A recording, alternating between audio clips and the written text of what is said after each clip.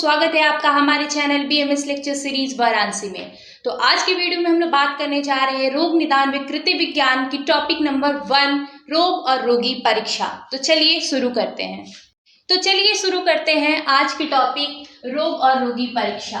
आचार्य चरक ने परीक्षा की परिभाषा को बताते हुए बोला है, रोगमादौ परीक्षते ततो अनंत परम औषधम तत्कर्माभिषेक पश्चात ज्ञान पूर्व समाचार। चरक सूत्र स्थान में परीक्षा की परिभाषा को बताते हुए बोले हैं आचार्य चरक ने, सर्वप्रथम रोग की परीक्षा करनी चाहिए। रोग की परीक्षा से हमें चिकित्सा का आधार मिलता है। रोग की परीक्षा तभी संभव है जब हम रोगी की परीक्षा करें। ठीक है, तो ये हमें सबसे पहले उनकी परिभाषा बतानी होगी। अगर हम रोग और रोगी परीक्षा टॉपिक को पढ़ रहे हैं तो सबसे पहले क्या है कि हमें परीक्षा की इंट्रोडक्शन बतानी यानी परिचय बताना होगा। जो आचार्य चरक ने क्या बताया है, सर्वप्रथम रोग की परीक्षा करनी है क्योंकि वह चिकित्सा का आधार है।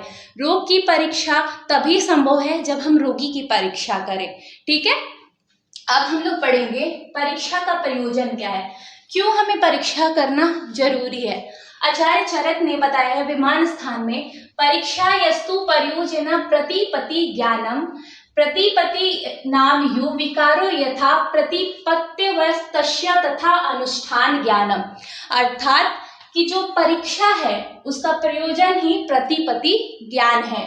जिस रोग की शास्त्रों में जिस प्रकार उत्पत्ति, लक्षण और उनके बल या फिर उनके भेद बताए गए हैं, उसी प्रकार उनसे ज्ञान प्राप्त करके शास्त्र अनुसार उनकी अवस्था अनुसार चिकित्सा करने की प्रतिपत्ति कहते हैं। यानी कि जैसे कि कोई भी रोग के उनके लक्षण, ठीक है, और उनकी उत्पत्ति हर चीज बताया गया, उसी प्रकार वहाँ पे उनकी चिकित्सा के भी को बताया गया, जिसको हम लोग प्रतिपत्ति कहते हैं। एक उदाहरण देखते हैं कि जैसे कि रोग और रोग की परीक्षा का क्या है, प्रयोजन ही क्या है, क्यों करेंगे परीक्षा हम, तो क्यों करेंगे, रोग का बल प्राप्त करने के लिए और रोगी का बल प्राप्त करने के लिए। यानी कि रोग का बल प्रवर है या फिर मध्यम है या फिर उत्तम है, ठीक है, उनके अनुसार हम उनकी चिकित्सा करेंगे। या फिर रोगी का जो बल है वो प्रवर है, मध्यम है या फिर उत्तम है, उन अनुसार चिकित्सा करेंगे। तो फिर हम लोग अभी आगे बात करेंगे कि उनकी चिकित्सा कैसे करेंगे। तो अभी तक हम लोगों ने जाना था कि बल प्रमाण के ज्ञान के लिए कि रोग का बल मध्यम है, अवर है, ठीक है, तो उसको कैसे जानेंगे। तो अभी हम लोग जानेंगे रोग और रोगी परीक्षा में कि रोगी पुरुष के रोग का प्रशमन तभी संभव है जब चिकित्सा संपूर्ण प्रकार से निम्न 2 परीक्षाएं कर ले। यानी कोई भी डिजीज है उसको, यानी कि कोई भी डिजीज है, ज्वर है, ठीक है, तो उसकी परीक्षा अगर हम पूर्ण रूप से कर ले तभी उसका क्या है, चिकित्सा संभव है, ऐसा बोला गया है। तो उसकी चिकित्सा कैसे, उसको उसका बल का प्रमाण जानेंगे तो किस प्रकार जानेंगे, ठीक है। इसके दो प्रकार है। एक है पहला कि रोग की परीक्षा, अगर रोग हुआ है, एग्जाम्पल ले लो कि अगर ज्वर हुआ है तो वो किस प्रकार हुआ है, उसका निदान, ठीक है, किन कारणों से हुआ है, संप्राप्ति, पूर्व रूप, वो मतलब पूर्व रूप उसके कौन कौन से लक्षण दिखा रहे थे, संप्राप्ति किस प्रकार फैला है, रूप उसके लक्षण क्या है, और उपसय, इनको हम कहते हैं पंच निदान। इसकी सेपरेट हमारी यूट्यूब चैनल पे वीडियो आएगी पंच निदान की। ये है रोग परीक्षा, ठीक है, इनको डीपली पढ़ना है कि निदान क्या होता है, ठीक है, संप्राप्ति क्या है, पूर्व रूप क्या है, उपशय क्या है, ठीक है, इसकी वीडियो आएगी आपके हमारे यूट्यूब चैनल पे। और दूसरी क्या है, उसके बल के ज्ञान करने के लिए पहली तो थी रोग की परीक्षा, रोग जैसे कोई ज्वर हुआ तो किन कारणों से हुआ, वो कैसे फैला, ठीक है, उनके लक्षण क्या थे, ये सारी चीजें जानी।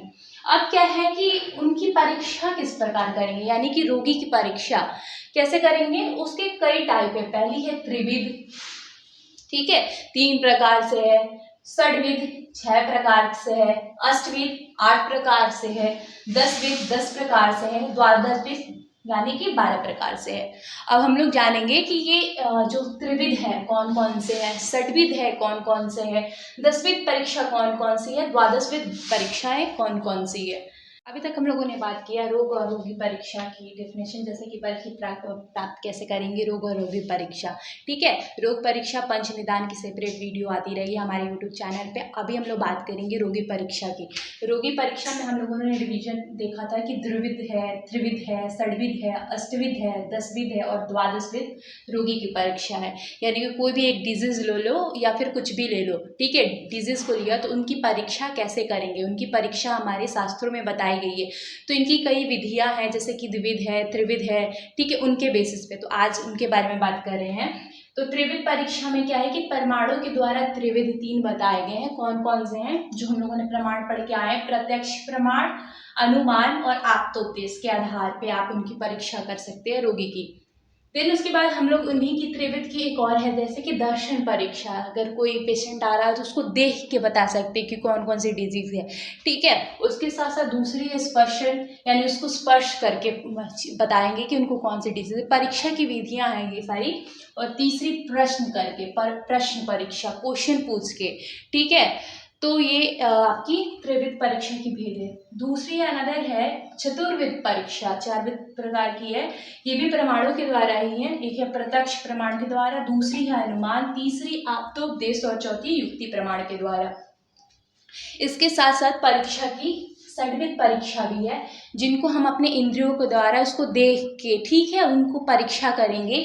पहली है श्रोतो इंद्रिय परीक्षा, यानी कि कोई पेशेंट आ रहा है उसको देख के, ठीक है, त्वक इंद्रियों के द्वारा, दर्शन इंद्रियों के द्वारा, ठीक है, दर्शन इंद्रियों के द्वारा, घ्राण इंद्रियों के द्वारा प्रश्न परीक्षा करके हम लोग षड्विध परीक्षा करते हैं पेशेंट की। तो आपको षड्विध परीक्षा में याद होनी चाहिए कि त्वक, श्रोत, त्वक, दर्शन, स्पर्शन, घ्राण और प्रश्न भी आते हैं। उसी तरह अष्टविध परीक्षा है। अष्टविध परीक्षा में क्या आता है? नाड़ी, मूत्र, मल, मतलब इनकी परीक्षा करके हम लोग रोगी की परीक्षा करेंगे। यानी ये क्या है, उसकी बल क्या है, प्रवर है, मध्यम है, अबल है, ठीक है। तो है नाड़ी की परीक्षा करके। नाड़ी अपने आप में बहुत ही वाइड टॉपिक है, तो इसकी वीडियो आएंगी। इनके साथ साथ मूत्र परीक्षा, मल परीक्षा, जिह्वा की परीक्षा, ठीक है, टंग देख के बात करेंगे। उसके बाद शब्द की परीक्षा, स्पर्श, दृक और आकृति, ठीक है। इस तरह इनकी परीक्षा करेंगे। ये हो गई आपकी अष्टविध परीक्षा। अब हम लोग पढ़ेंगे दसविध परीक्षा, जिनको आचार्य चरक ने दिया है। पहली ये क्या है? प्रकृति विकृति, यानी कि रोगी की परीक्षा के लिए प्रकृति विकृति, सार, संहनन, प्रमाण, सातम्य, सत्व, आहार शक्ति, व्यायाम शक्ति और वय परीक्षा, ये दसविध परीक्षा आचार्य चरक ने बताई है, ठीक है। दसविध परीक्षा, इसके पहले हम लोगों ने जान लिया है अष्टविध परीक्षा। तो आज के वीडियो में हम लोगों ने क्या क्या पढ़ा कि जो परीक्षा है, रोग और रोगी परीक्षा में परीक्षा की परिभाषा क्या होती है, परीक्षा की आवश्यकता क्यों है, और परीक्षा को किन टाइप से करते हैं, यानी कि रोग परीक्षा क्या होता है और रोगी परीक्षा क्या होती है। रोग परीक्षा की जो है सेपरेट वीडियो हमारे यूट्यूब चैनल पे आएगी, जिसको पंच निदान बोलते हैं। इसके साथ साथ हम लोगों ने आज की पूरी वीडियो में बात की रोगी परीक्षा, जहाँ पे हम लोगों ने जाना त्रिविध परीक्षा, चतुर्विध परीक्षा, षड्विध परीक्षा, अष्टविध परीक्षा और अभी क्या जाना दसविध परीक्षा, ठीक है। आज के लिए बस इतना ही। अगर आपको हमारी वीडियो पसंद आई हो तो लाइक करें, दोस्तों के साथ शेयर करें और चैनल को सब्सक्राइब करें।